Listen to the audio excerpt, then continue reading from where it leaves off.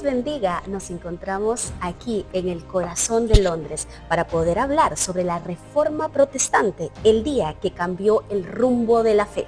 En esta oportunidad queremos recordarles que hace más de 508 años, una simple hoja de papel cambió el curso de la historia. Un monje alemán, sin redes sociales ni televisión, logró encender la revolución cristiana en toda Europa. ¿Pero qué había detrás del hecho? ¿Por qué la Iglesia necesitaba una reforma? El día de hoy descubriremos junto a nuestro amado pastor, el reverendo Roberto Riojas, sobre este gran acontecimiento. Pastor, bendiciones. Coméntanos, pastor, sobre este tema importante. ¿Cómo era el mundo antes de la reforma? Dios les bendiga, amado pueblo del Señor. Hermana Kenia Ramos, gracias por esta exposición, la cual nos llena de regocijo, ya que estamos ya a punto de cumplir 508 años de aquel momento donde un monje agustino clavó 95 tesis allá en el castillo de Wittenberg. No, sin embargo, quiero introducirme al contexto histórico, porque es algo muy importante que en el siglo XIV, 200 años antes, hubo aquí en Europa una peste bubónica y eso afectó la agricultura, la economía, ya que aquella peste de ratas negras venían desde el Mar Negro y llegaron al Mediterráneo y todo hizo de que pudiera morir la tercera parte de la población europea. Añadido esto, también en el contexto religioso, lo que se llama el Gran Cisma, donde 3 papas se disputaban ser sucesor de San Pedro. Por ejemplo, podemos ver a Gregorio XII, podemos ver también a Alejandro V, Benedicto XIII, y todos ellos querían ocupar ese lugar. También en ese momento podemos rescatar aquel movimiento que se llama el Renacimiento. Era un movimiento que nació en Florencia, en Italia, y era algo literario, intelectual, donde el razonamiento, el pensamiento griego había puesto a un segundo plano la religión. Pero también el hecho de poder las personas entrar a poder leer más, al amor a las artes, hizo que la sociedad pudiese ir al original, y eso permitió de que pudiesen leer los manuscritos. Amén, pastor. Interesante, ¿no? Conocer la historia y más la historia del cristianismo, de la fe, aquello que nos mueve a conocer más a Dios. Pero, pastor, queremos enfatizar algo muy importante sobre este acontecimiento. Pero, ¿qué hubo antes? Antes de Lutero, ¿hubo voces que pedían una renovación? ¿Podríamos decir que hubo una pre-reforma? Amén, sí, es muy interesante, ya que nos encontramos justamente en esta capilla de Wesley, quien fue el fundador del metodismo, que ese será otro tema, pero aquí en Inglaterra surgió la figura de John Wycliffe, y sabemos que aquel hombre fue el que tradujo la Biblia, todo el Antiguo Testamento, parte del Nuevo Testamento, y sus asociados culminaron esa obra de arte. Sin embargo, queremos recalcar, a diferencia de William Tyndale, es que Tyndale tradujo la Biblia de los idiomas hebreo y griego. Sin embargo, Wycliffe de la Vulgata Latina que había escrito Jerónimo. Y eso es muy importante. ¿Por qué resaltamos un hombre que había estudiado un doctorado? Era muy preparado, pero vio algo ya en la iglesia. Lo mismo que Martín Lutero iba a ver 200 años después, porque vio la necesidad de reformar la venta de indulgencia. Había visto cómo la tradición había ocupado el lugar de lo que es la palabra de Dios. Y él decía, no, las escrituras tienen que estar por encima de toda tradición. Y todos los que estaban alrededor de Wycliffe lo abandonaron, lo dejaron, porque él se mantuvo firme en sus convicciones. Qué tremendo cuando las convicciones las tenemos claras. Nos pueden abandonar amigos, nos pueden abandonar personas que en un tiempo nos acompañan, pero John Wycliffe se dedicó a lo que más le gustaba, y era escribir libros. Y es allí cuando el Señor lo usa para poder escribir la Biblia. También quiero decir que él inspiró a otro hombre y nos trasladaríamos desde Inglaterra a Bohemia, que después fue Checoslovaquia y hoy actualmente es la República Checa. ¿Qué podemos extraer de la vida de este hombre?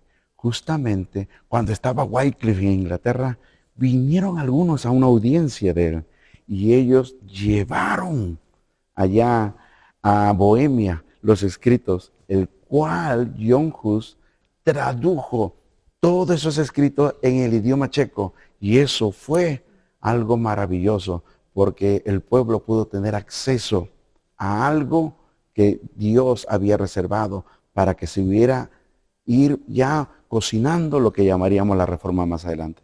Pero añadido a esto, cuando ven, lo tildan a él de hereje, a él lo condenan y entonces lo llevan a la hoguera y John Hus también valiente no se retracta y se burlan de él, lo ponen en la hoguera y le hacen una corona de papel con dibujos de diablillos. Y entonces uno de los verdugos se le acerca y le dice a John Hus si se podía retractar. Pero él no se retractó y le dijo, hoy tú vas a asar un ganso, porque la palabra Hus en el idioma checo es ganso, pero después de un siglo se va a levantar un cisne al cual no lo van a asar ni hervir. Y 102 años después se levantaría Martín Lutero. Y es algo muy interesante que vemos como John Hus, él cuando está ya viendo que está ardiendo esa hoguera, él levanta la oración y diciéndole que perdonara a los enemigos.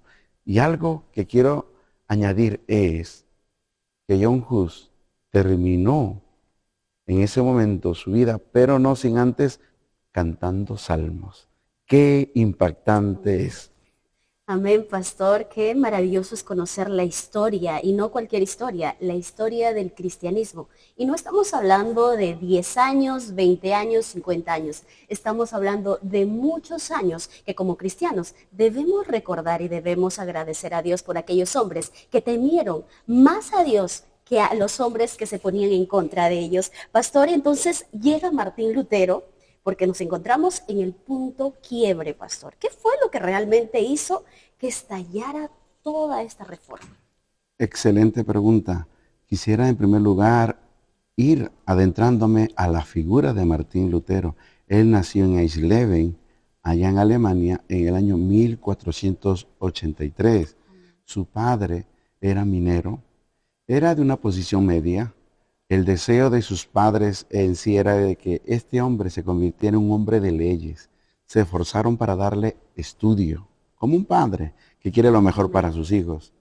Sin embargo, cuando ya tenía 22 años, Martín Lutero estaba por las calles y en ese momento un rayo tan fuerte que cayó alrededor de él y él, de ese susto, él dijo, Santa Ana, yo quiero convertirme en un monje. Eso fue lo que él hizo de que pudiera entrar a la orden de los agustinos. Y estando allí, pues, él comenzó esa carrera de monje. Sin embargo, a pesar de que tenía acceso a la Biblia, dentro del interior de él había un gran vacío. 2 horas, hasta 3 horas cada día en el confesionario. Y cuando había algún pecado que se había olvidado, nuevamente iba al confesionario. Y así se encontraba, se flagelaba, estaba siempre temeroso. En realidad leía la Biblia, pero no conocía al Dios de la Biblia. ¿Y qué pasaba en aquel momento en la iglesia tradicional? Pues Lutero veía que habían la venta de indulgencias, habían cosas que, por ejemplo, no iban acorde a la palabra, el poner la tradición por encima de la palabra de Dios. Sin embargo, llegó un momento clave, el punto de quiebre, como usted dice, y es que Dios siempre que ve nuestros corazones, se revela a la persona. Martín Lutero estaba leyendo, es más, él era profesor del libro de Romanos, y lee el capítulo 1, versículo 17 de Romanos, que nos dice, porque en el Evangelio la justicia de Dios se revela por fe y para fe. Y como está escrito, el justo por su fe vivirá. Él entendía que la justicia de Dios era que cuando alguien fallaba, venía el castigo directo de Dios. Pero algo sobrenatural, el poder del Espíritu Santo, amigos y hermanos que nos sintonizan, el Evangelio es revelación de Dios. Allí el Señor nos habla que la justicia de Dios nos permite ser justificados y es a través de la fe. A través de la fe es que alcanzamos la misericordia de parte del Señor. Cuando el Señor nos dice que hemos sido justificados por la fe, precisamente Romanos 5:1 nos dice, justificados pues por la fe, tenéis paz para con Dios por medio de nuestro Señor Jesucristo. Es importante, entonces la teología de Martín Lutero se desploma. Y entonces a partir de ese momento él entiende qué es lo que está pasando dentro del seno de la iglesia. Están comerciando la fe, están vendiendo las indulgencias. Y ahora era otro Martín Lutero. Ahora entiende, porque cuando viene la luz a la vida de una persona, entiende que la oscuridad estaba alrededor de él, de la misma institución, porque la institución no salva. Lo que salva es Cristo. Y ahí donde nosotros podemos ver que Martín Lutero empieza a ver esas cosas. Entonces quiero también aclarar de dónde viene esa palabra protestantes. Es precisamente porque Martín Lutero estaba protestando en contra de la Iglesia Católica Romana por la venta de indulgencias, por la enseñanza del purgatorio. Y esto debemos añadir algo. Apenas 2-3 décadas antes había venido una revolución. Y de esta manera, la invención por Johannes Gutenberg, la imprenta. Y eso permitió que los escritos de Martín Lutero pudiesen llegar por toda Alemania. Y eso es algo que estalló. Y aquel papa de aquel entonces se llamaba León X. Y León X declaró algo, un jabalí salvaje ha penetrado y hollado la viña del Señor. Pero esto no detuvo a Martín Lutero. Es más, Martín Lutero, más de 4,000 sermones que predicó, precisamente Dios lo usó para que abrieran los ojos espirituales las personas. Ahora solamente era la fe, la gracia del Señor, por la cual uno se podía acercar a Cristo. Qué interesante. Todo ello, entonces, hubo persecuciones. Había un emperador en aquel tiempo que apoyaba a Lutero y se llamaba Federico el Sabio. Mientras todos estaban en contra de Lutero, también hubo parte del pueblo alemán que comenzó a ver a Martín Lutero como aquel hombre el cual Dios estaba comenzando a levantar y a usar. Es precisamente a través de esta circunstancia donde León X da la orden de que Martín Lutero, hermana Kenia, amado hermano, sea citado en la asamblea o mayormente conocido como la Dieta de Worms, allá en Alemania. Allí estaría Martín Lutero contra muchas personas que estaban queriendo verlo allí quemado en una hoguera. Y sin embargo, Martín Lutero, Dios le dio la valentía y el valor para poder dar fe de esta creencia que él tenía.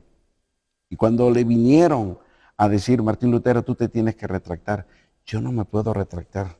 Mi conciencia no me permite retractarme. Dios me va a ayudar. Amén. Amén. Y algo interesante es que le dicen, ¿cómo le reta Martín Lutero? Tienes que decir las cosas. Y hay una multitud sin cuernos y sin dientes. Ese es un dicho alemán que le estaba diciendo a Lutero, Martín Lutero, delante de todos los que estamos aquí, queremos que nos diga las cosas sin rodeo y con claridad. ¿Cuál es esa postura? Todos estos libros que están aquí, ¿son tuyos? Sí. Y él con valentía, hermana Kenia, en ningún momento despreció ni claudicó a su fe. Y de esta forma, pastor, esta historia tan sorprendente como cristianos nos llama mucho a poder seguir conociendo más sobre este hombre que ha marcado un hito en la historia, pastor. Es tremendo, es tremendo. Miren que cuando Juan Hus fue también llevado, citado a una asamblea, a él sí lo llevaron a la hoguera. Y se acuerdan la profecía que le había dicho, que después de un siglo se levantaría un cisne. A Martín Lutero no lo lograron hacer eso. Sin embargo, Martín Lutero fue raptado por gente que fue enviada por Federico el Sabio, porque él lo quería salvaguardar. Y allí en el año 1534, en el castillo de Wartburg, Martín Lutero se encierra y un tesoro salió de ese castillo en el secreto con Dios. La Biblia al idioma alemán, para que todos aquellos tuviesen acceso a la palabra de Dios en el idioma del pueblo. Y esto inspiró a dos ex sacerdotes de Sevilla, españoles, sus nombres, Casiodoro de Reina y Cipriano de Valera, quienes tradujeron la Biblia más conocida que tenemos, la Reina Valera. ¿Quién lo inspiró? Martín Lutero. Y así como la Biblia en alemán, tenemos las Biblias que han sido traducidas en muchos idiomas. Y hoy nosotros tenemos también el privilegio de leer la palabra de Dios en nuestra lengua. Damos gracias a Dios por esa gran victoria. Damos gloria a Dios por estas maravillas, porque no hubo impedimento, pastor, para poder traducir la Biblia, para que más hombres no sean engañados, sino que puedan conocer a Dios, al Dios vivo, mediante la Biblia traducida en sus idiomas. Maravilloso, porque a través de la palabra de Dios podemos rescatar una de las enseñanzas de Martín Lutero, que él dijo, el sacerdocio de todos los santos. Quiere decir que todos, usted y yo, no necesitamos a alguien como mediador para poder orar al Dios el cual nos ha creado. Maravilloso. Hermana Kenny, no solamente Martín Lutero. Martín Lutero inspiró a un hombre que le llaman un genio, ¿no? Un teólogo francés que se llama Juan Calvino. Juan Calvino fue un hombre que sí se inspiró por los escritos de Martín Lutero, pero él hizo de que la teología sea sistematizada. Y algo que hizo también Juan Calvino, un gran teólogo, el cual el mismo príncipe de los predicadores, Charles Haddon Spurgeon, hablaba mucho de él. Un hombre muy intelectual. Escribió un manual que después fueron volúmenes, porque se hizo muchas revisiones, la institución de la religión cristiana, donde no se enfatizó solamente en la justificación por la fe, sino que ese manantial habla de la redención, de la creación, de la naturaleza del hombre, de los sacramentos, y algo que podemos rescatar es la humildad de Juan Calvino. Él antes de morir dijo, cuando yo muera, no quiero nada en mi lápida, no quiero reconocimiento alguno. Eso es lo que nos enseña Juan Calvino, que fue inspirado por Martín Lutero. Ahora, también hubo otro hombre el cual podemos destacar, y es allá en Suiza. Su nombre, Ulrico Zwinglio. Pero claro, la Suiza que hoy vemos no era la Suiza de aquel tiempo de la Reforma. Eran cantones suizos, donde eran 13, y los más grandes eran Basilea y también Zürich. Y allí Ulrico Zwinglio, que nos dicen sus escritos que también coincidían en los mismos pensamientos que Lutero. No era que era lo mismo, no. Él también a la par, Dios es maravilloso, estaba despertando corazones, revolucionando espiritualmente, y se sirvió, se valió de estos hombres para que Suiza hoy también conozca de la palabra del Señor. Es importante la vida también de Ulrico Zwinglio.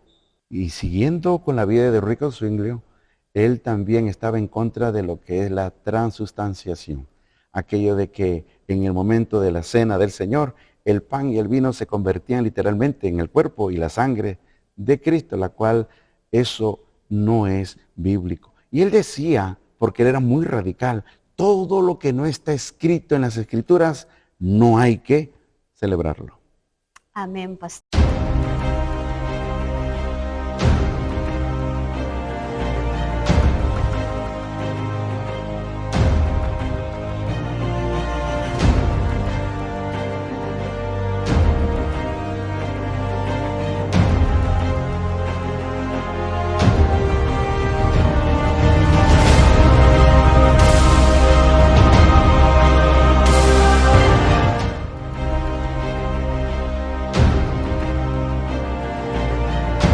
interesante que a través del estudio de la Reforma podemos ver que el personaje principal no es Martín Lutero, ni Calvino, ni Zwingli, etc., sino siempre será Dios, Padre, Hijo y Espíritu Santo.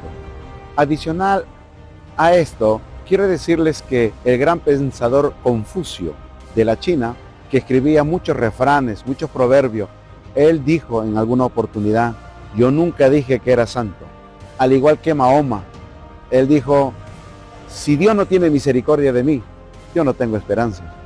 Igual que el Buda, yo siempre estoy buscando la verdad, pero tenemos una respuesta. El cristianismo sí tiene una respuesta, y es que Jesucristo es el camino, la verdad y la vida, según el Evangelio de San Juan, capítulo 14, versículo 6. Dios les bendiga.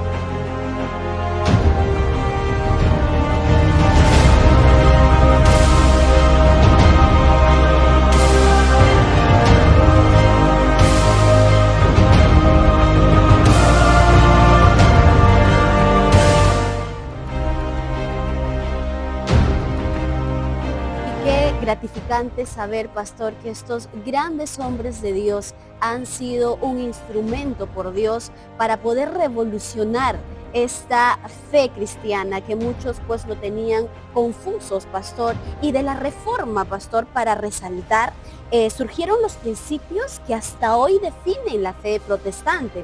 Estamos hablando de las famosas 5 solas, pastor. Explícanos un poco más sobre esto. Excelente, sí. Trajo una gran bendición los reformistas. Hemos hablado de Lutero, de Calvino, Zwingli, pero también está Martín Bucero, Melanchthon y otros.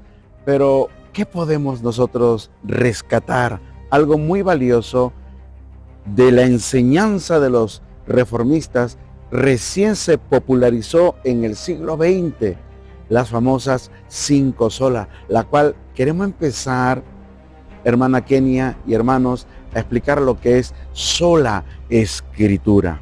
Y algo que viene a mi mente, ya que estamos aquí justamente en la capilla de Wesley, Wesley citó algo muy importante y él decía: yo soy hombre de un solo libro. Y no lo decía porque solamente leía la Biblia, él leía su Nuevo Testamento en griego, él caminaba, cabalgaba con su caballo y siempre tenía libros para leer, pero ponía siempre en alto la palabra de Dios. Y es eso lo que nos enseña. La palabra de Dios tiene que estar por encima de pensamientos humanos, filosofía humana, líderes, fundadores de iglesias. La palabra de Dios tiene que estar por encima de toda tradición. Y es más, en el libro de Hebreos, en el capítulo 4, versículo 12, nos dice: porque la palabra de Dios es viva, eficaz y más cortante que toda espada de 2 filos, que penetra hasta partir el alma, el espíritu, las coyunturas, los tuétanos, y discierne las intenciones del corazón y los pensamientos. No conozco ningún libro que nos pueda leer. Todos los libros que tenemos acceso a la biblioteca lo adquirimos y leemos, pero la Biblia, en mayúscula, el libro, nos lee a nosotros. Amén, pastor, y qué gratificante saber que la Biblia es la única autoridad final para la fe y la vida cristiana, pastor. Continuando, también tenemos solo por la fe, la segunda sola de nuestro querido Martín Lutero, un gran hombre de Dios. Sí, nuestra fe solamente tiene que estar puesta en Jesucristo. No podemos nosotros ponerla en ningún hombre. Me hace ir a la palabra de Dios, tanto el Evangelio según San Lucas y el Evangelio según, de acuerdo, se cree, San Mateo, nos relata aquel momento que nació Jesús. Y cuando llegaron del oriente, esos magos, ya se encontraba en una casa y estaba María con él. Pero dice que ellos lo adoraron. no la adoraron, ni los adoraron. Quiere decir que nuestra fe tiene que estar puesta en Jesucristo, nuestro Salvador. Amén, pastor, interesante. Solo por la fe nos recuerda que la salvación no se obtiene por obras, sino solo creyendo en nuestro Señor Jesucristo. Continuamos, pastor, con la tercera sola, que nos refiere solo por la gracia. ¿Qué nos puede decir ante ello? Es muy profundo, ya que la palabra gracia significa el favor inmerecido de Dios. Quiere decir que las obras que nosotros hacemos como creyentes no nos salvan, pero sí, debo recalcar que es el resultado de nuestra conversión. Quiere decir que nosotros, cuando realizamos algo al prójimo, es porque Cristo está entronado en nuestros corazones. Sola gracia, lo que Dios nos ha dado a través de su Hijo Jesucristo, cerca de 2000 años atrás, en la cruz del Calvario, derramando su sangre, no fue por mérito alguno, fue porque Él nos miró con ojos de misericordia. Y la Biblia es clara, precisamente en el libro más doctrinal que escribió Pablo, en el capítulo 3, versículo 23, por cuanto todos pecaron y están destituidos de la gloria de Dios. El Señor vino, Jesús, para ponerse en nuestro lugar. Y eso simplemente podemos decir, nadie lo pudo hacer, porque Él era el Cordero destinado antes de la fundación del mundo. Continuando, pastor, ahora nos situamos en la cuarta sola, solo Cristo. Es muy interesante porque la Biblia dice que hay un solo Dios y un solo mediador entre Dios y los hombres. Jesucristo, hombre, no hay otro. A través de Jesús, Él es el camino al Padre. Solamente en Él puedes encontrar la verdadera paz que jamás el mundo te puede dar. Jesús vino porque el Padre lo envió. Y hoy esta oportunidad, quiero citarle la palabra que dice, porque de tal manera amó Dios al mundo, que ha enviado a su Hijo unigénito, para que todo aquel que en Él cree no se pierda, mas tenga vida eterna. No es por María, no es por Buda, no es por Mahatma Gandhi, no es por ningún político, solamente Jesucristo es la verdad.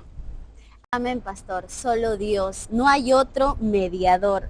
Y nos vamos a la última sola, pastor, que es solo a Dios la gloria. ¿Cómo podemos referir este término, pastor? Es interesante y quiero canalizar esto a través de lo que vemos en la actualidad, el plagio. Hay muchos autores que restan mérito, demeritan a otras personas y escriben citas en sus textos, en sus libros, y no están abordando a la realidad, a lo que es la honestidad. Otras personas también en los cánticos no ponen de dónde sacan esas fuentes. Y así también es en lo espiritual. Nosotros no podemos restar en nada lo que Cristo ya hizo en la cruz del Calvario. Que usted pueda hacer obras está muy bien, pero lo que Cristo hizo es completo y es perfecto.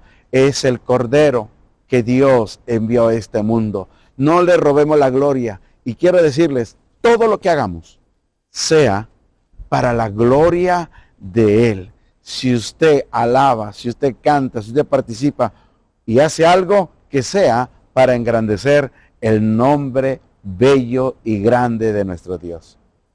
Amén, pastor. Gloria sea dada a nuestro Señor. Así que la reforma no solo cambió el rumbo de la iglesia, pastor, sino cambió la historia del mundo. Amén. Podríamos nosotros algo que rescatar. La reforma impactó. La reforma nos dio un legado. En primer lugar, quisiera agradecer a Dios y a través del instrumento Martín Lutero, porque hoy tenemos la Biblia en nuestro idioma. Y eso es muy importante, porque ahora, en estos tiempos, más de 100 millones de ejemplares se están vendiendo cada año alrededor del mundo.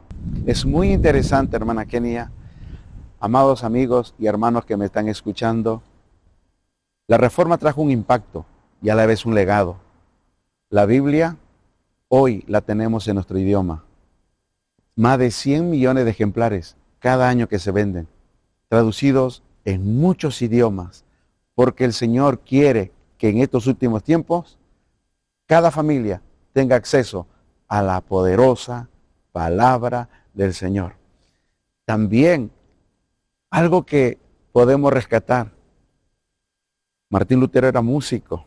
Él compuso a través del Salmo 46, Castillo fuerte es el Señor. Se inspiró. Y es que Martín Lutero quería que el pueblo tuviera el himnario para que a través del cántico expresara gratitud, expresara lo que se siente ser un verdadero hijo de Dios. Y culminando, la imprenta hizo que pudiese llevarse a cabo copias por toda Europa. Y hoy, en el siglo XXI, es estas redes y medios de comunicación que nos llevan a llevar el Evangelio a todas partes del mundo. Más de 5 siglos después, la Reforma nos sigue recordando que la fe no se compra, se vive. Cristo salva por gracia a través de la fe. Y de esta forma, pastor, sus palabras finales para este conversatorio importante que hemos tenido y recordando, ¿no?, el mes de la Reforma. Gracias, hermana Kenia. Sí, agradecerle a todos por habernos acompañado en este espacio muy importante, interesante y a la vez de historia. El 31 de este mes, 2025. Y quiero decirles que debemos valorar la Biblia que usted tiene y yo tenemos.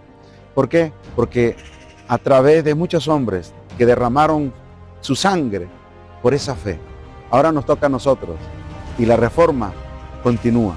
La reforma no es algo estático, sino algo que continúa, porque las generaciones que vienen tienen que seguir escuchando esta historia y esta verdad, que hubieron hombres que dieron su vida por la palabra y ahora nos toca también transmitirla a nuestras generaciones. Y de esta forma nosotros culminamos este recorrido por la historia para conocer más sobre nuestra fe cristiana y sobre esta importante revolución.